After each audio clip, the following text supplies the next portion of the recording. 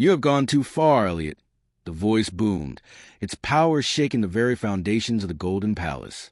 The ethereal glow of the celestial realm warped and twisted, bending to the sheer force of her presence. Elliot whirled around, his eyes widening in shock and disbelief. Standing before him, her form radiating a celestial light that dwarfed even his own, was the Tongueless One. Her eyes, the color of moonlight reflecting on emerald fields, blazed with fury that could incinerate 1,000 suns. "You will pay for what you have done," she declared, her voice a thunderclap that echoed through the realms, a primal roar that shattered the carefully constructed peace of the Golden Palace. "You will pay for the pain you have inflicted upon my daughter, upon my grandchildren." Elliot, his face pale with fear, his heart pounding with a terror he had never known, stared at her, his amethyst eyes, usually so confident, now filled with a dawning realization of the monstrous error of his ways. He had underestimated the Tongueless One, her power, her wrath, her unwavering, ancient love for her children. Before the dawn of time, before the first star ignited in the vast expanse of the cosmos, there was a great Tongueless One, born of the very essence of existence. She was a being of immense power and ancient wisdom, her origins shrouded in mystery, her presence a whisper in the winds of creation. Her skin, the color of rich earth kissed by the sun, held the secrets of 1,000 lifetimes, each wrinkle a testament to the eons she had witnessed. Her eyes, the color of moonlight reflecting on emerald fields, held the wisdom of the universe, a depth of understanding that transcended the limitations of time and space. She was a mother of the Faye, a race as ancient and enigmatic as the trees themselves. They were the guardians of the natural world, the keepers of forgotten magic, their origins lost in the mist of time, their existence a testament to the enduring power of nature. The Tongueless One, her voice a silent symphony of whispers and rustling leaves, knew the secrets of the universe, the hidden truths that the gods themselves had forgotten. She knew the true origins of the gods, the primordial chaos from which they had sprung, a truth they desperately sought to bury beneath layers of gilded arrogance and self-proclaimed divinity. But the Tongueless One, her wisdom transcending the petty squabbles of celestial court, saw through their facade. She knew that the gods, for all their power and grandeur, were merely players in a grand cosmic drama, their destinies intertwined with the fate of the realms.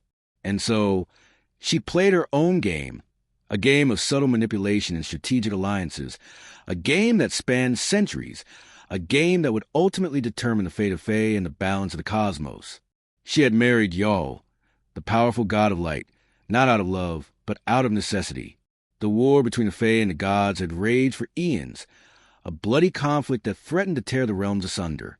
The Tongueless One, with her wisdom and foresight, saw that the only way to end the bloodshed was to forge an alliance, to bridge the chasm between the two warring factions.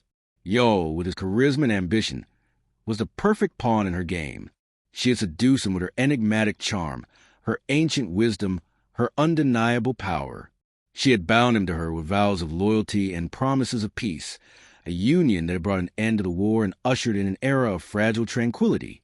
But the Tongueless One knew that Yol's thirst for power was insatiable, his ambition a bottomless pit that threatened to consume all in its path.